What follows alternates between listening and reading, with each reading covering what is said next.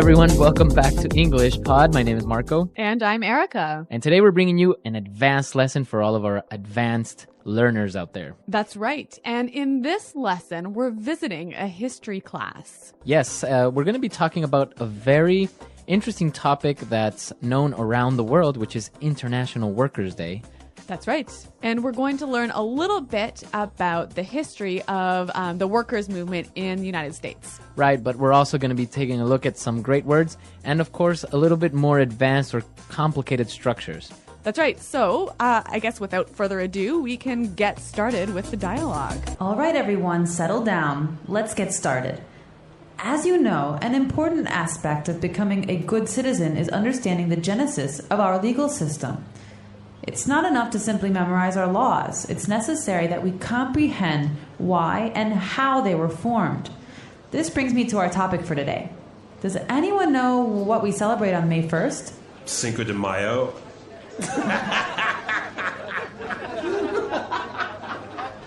No, that's May 5th in Spanish, James. No wonder you're failing my Spanish class. No, May 1st is International Workers' Day. Do we get a day off from school then? No, it is not considered to be a national holiday here in the U.S., but in other countries it is. Oh, man. In the 19th century, working conditions were appalling, with workers being forced to work 10, 12, and 14 hours a day. Support for the 8-hour workday movement was growing rapidly, despite the indifference and hostility of many union leaders.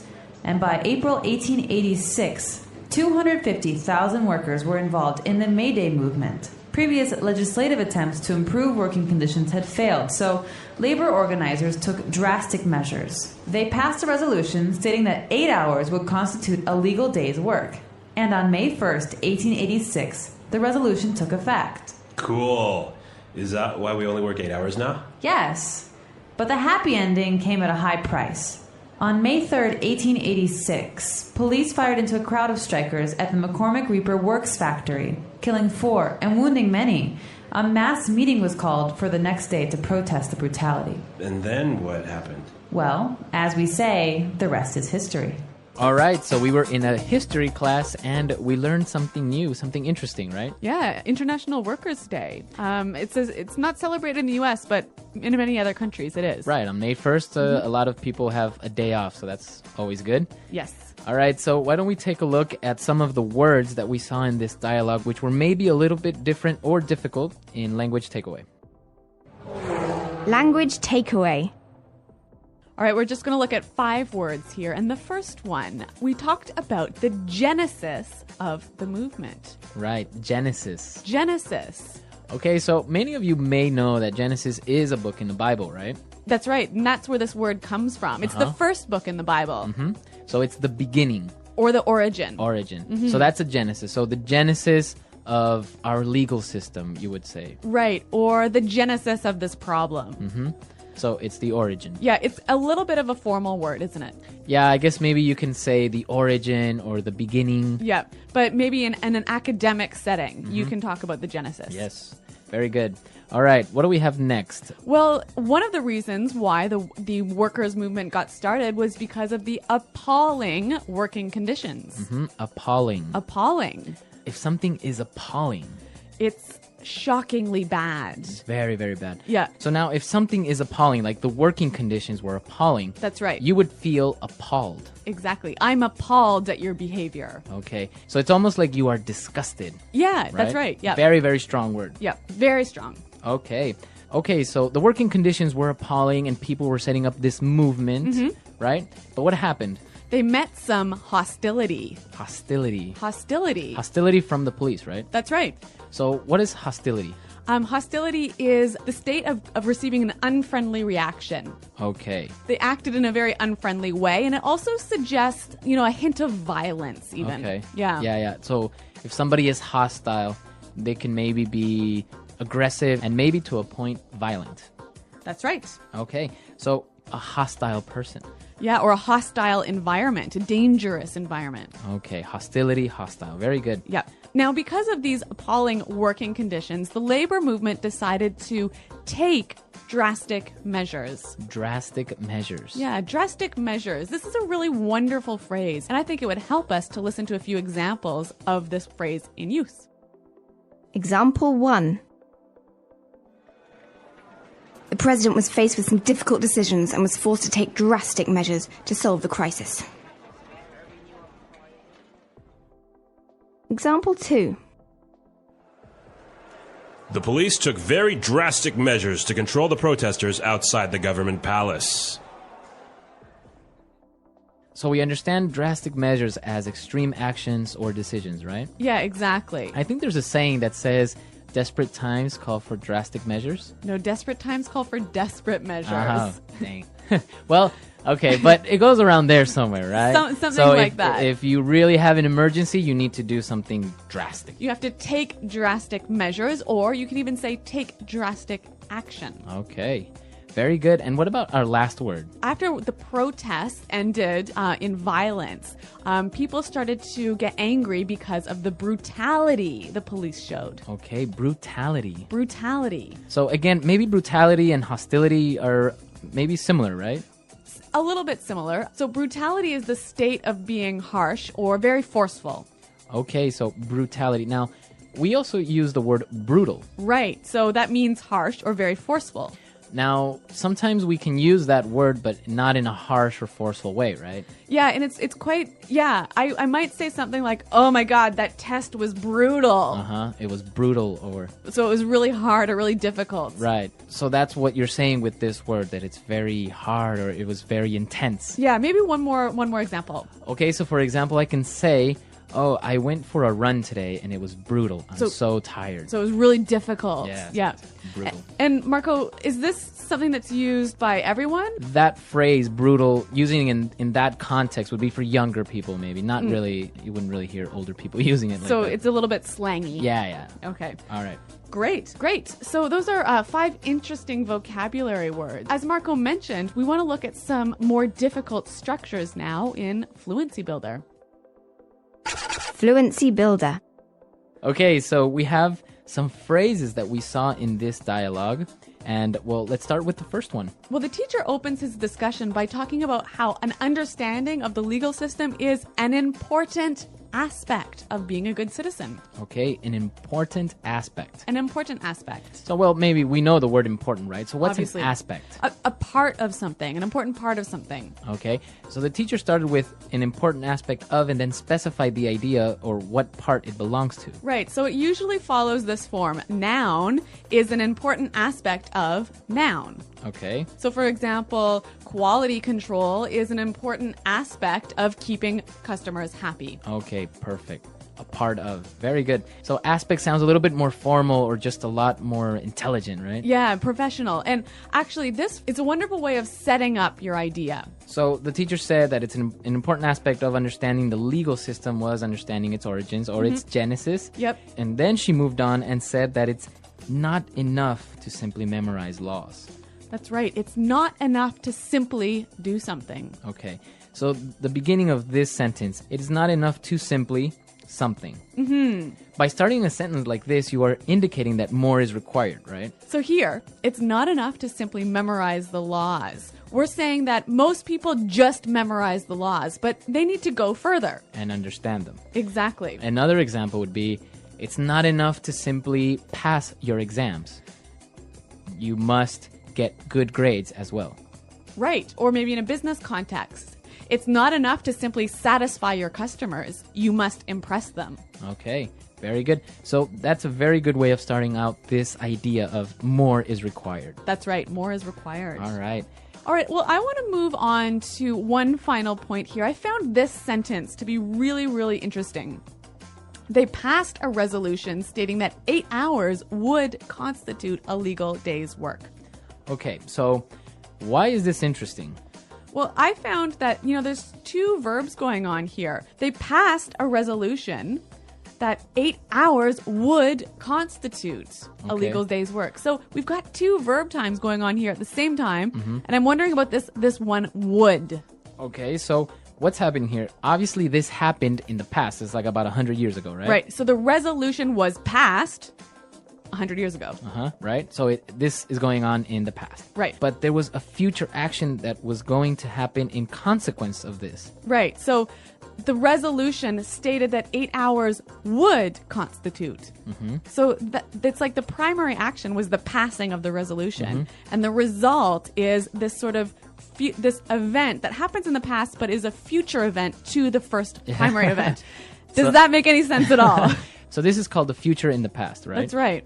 Okay, so it's a grammar structure. Many of you maybe know the simple present or the future tenses, but this is a little strange one. And as we said, so maybe it's a little bit difficult to understand the grammar in general. So why don't we take a look at some more examples of how we would use this future in the past?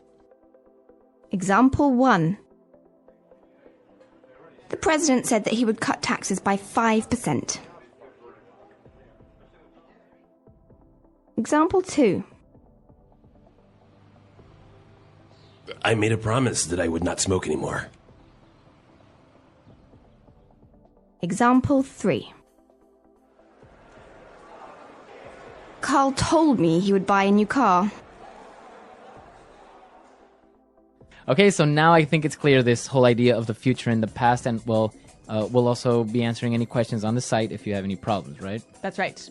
Okay, so why don't we listen to the dialogue one more time, and then we'll come back and talk about this holiday, which is the International Workers' Day. All right, everyone, settle down. Let's get started.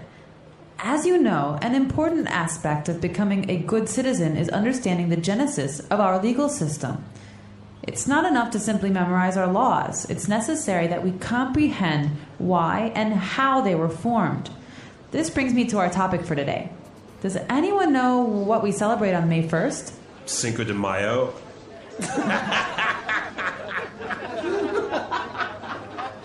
No, that's May 5th in Spanish, James. No wonder you're failing my Spanish class. No, May 1st is International Workers' Day. Do we get a day off from school then?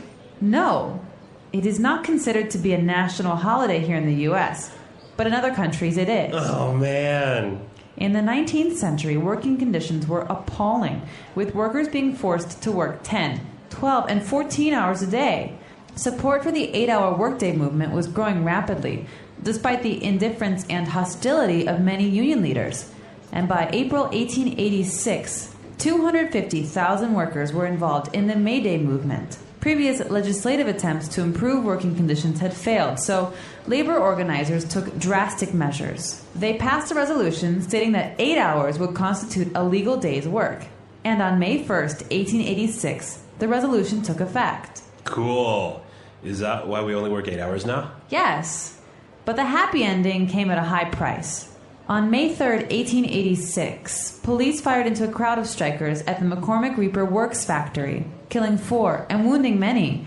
A mass meeting was called for the next day to protest the brutality. And then what happened? Well, as we say, the rest is history.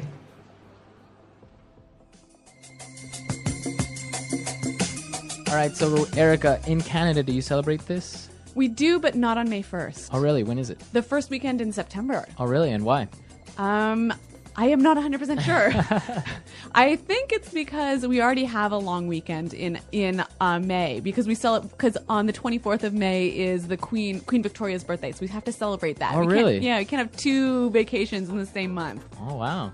Well, yeah, I mean, it's not productive, right? Exactly. Well, what about in Ecuador? Yeah, we do. On May 1st, it's a holiday, and we actually have 2 holidays in May as well, because on the 24th, we actually celebrate the Battle of Pichincha, which is one of the decisive battles for the independence of Ecuador. So we don't mind having 2 holidays in the same month. Well, it sounds like Ecuador has a better holiday schedule than Canada. So no, it is. So yeah, on May 1st, people take vacations, or companies usually on May 1st will do something special for their employees. Oh, that's kind of a nice gesture, isn't it? Yeah, so it's like it's Workers' Day, so they'll set up maybe a barbecue or a trip or something like that. So that's what usually happens on May 1st. Great. Well, what about in your country's listeners?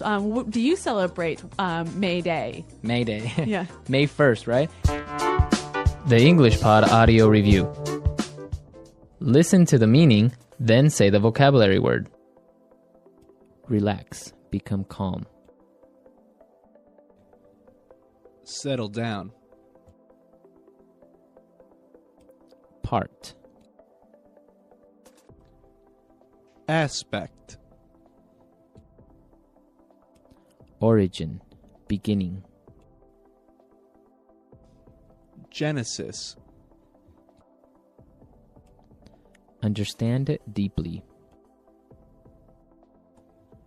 Comprehend. The day that all people in a country will be on holiday.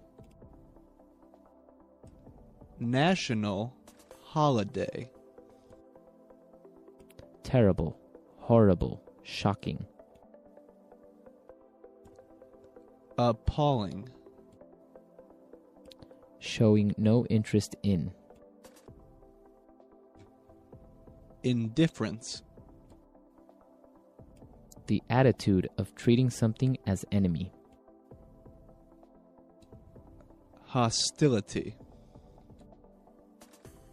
Relating to legal system. Legislative. Sudden and severe. Drastic. A formal document stating the wishes of a group. Resolution. Form.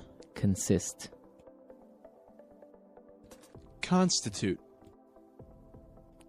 Violent treatment or behavior. Brutality. Shoot guns into a place.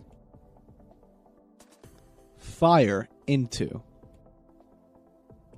Describing an event that is done to honor and remember a person or event in history, in commemoration of. The lowest socioeconomic class, workers. Proletariat.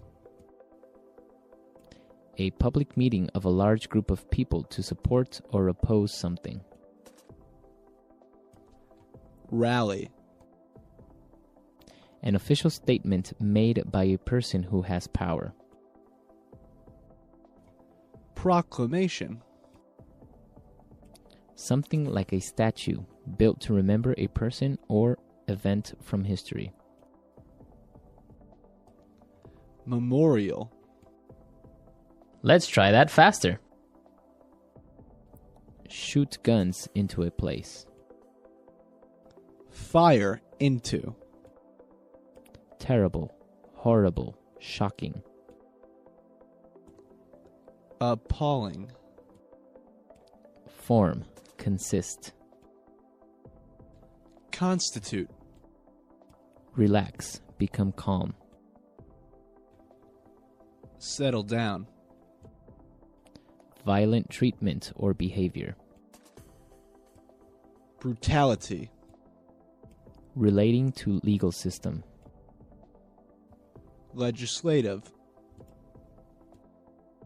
The attitude of treating something as enemy. Hostility. The lowest socioeconomic class, workers. Proletariat. Describing an event that is done to honor and remember a person or event in history, in commemoration of. Sudden and severe. Drastic. Part. Aspect. Origin. Beginning. Genesis.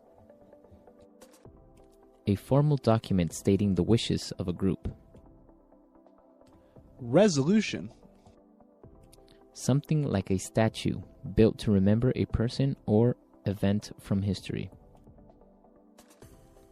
Memorial.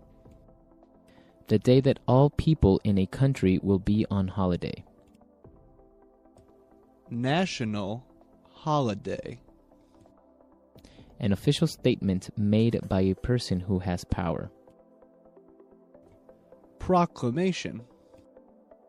Showing no interest in. Indifference. A public meeting of a large group of people to support or oppose something. Rally. Understand deeply. Comprehend. Now say the word and hear it in a sentence. Genesis.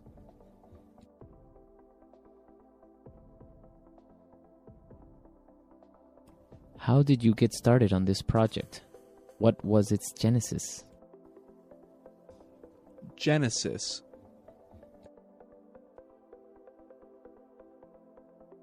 We need to identify the genesis of this problem.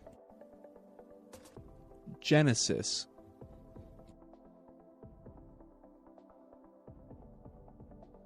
I'm studying the genesis of the feminist movement. Appalling.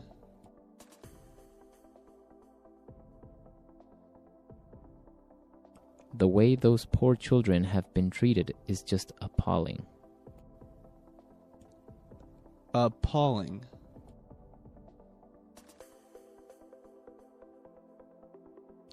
I'm absolutely appalled by your behavior. Appalling.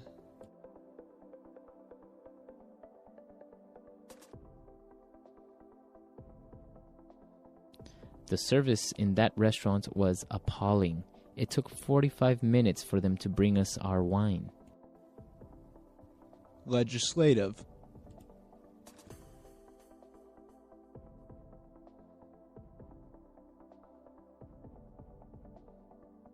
We can't just rely on self-enforced policy. We must find a legislative solution. Legislative.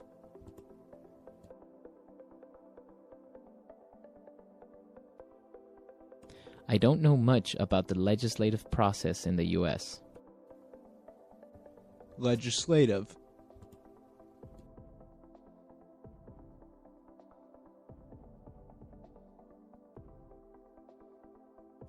The president can't decide the laws. That's the responsibility of the legislative branch of government. Resolution.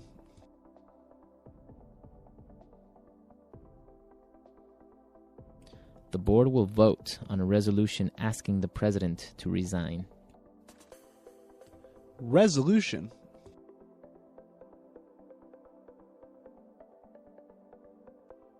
The UN Security Council passed a resolution regarding the Middle East. Resolution.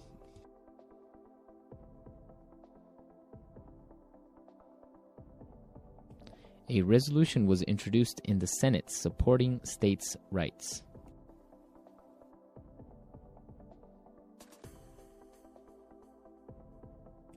We've got to take drastic measures. I think we should cut off his leg.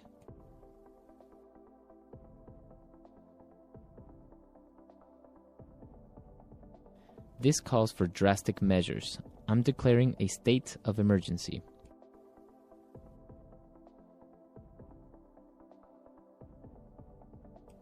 We've got to take drastic measures to cut our costs.